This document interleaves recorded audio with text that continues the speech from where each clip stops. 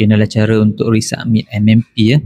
Kalau pakai OneZap, tekan activity, selepas tekan activity, tekan nombor yang tengah ada error MMP, tekan button resubmit.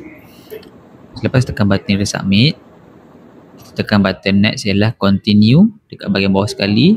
Selepas tekan continue, kalau ada betulkan nombor, tambah je 6 dekat contact number tu dan tekan continue semula. Lepas tu tekan continue. Kalau ada template siswa ni, lepas tu tekan submit.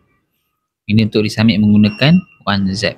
Kalau pakai OneSys, buka OneSys, tekan dekat activity dekat belah kiri ni.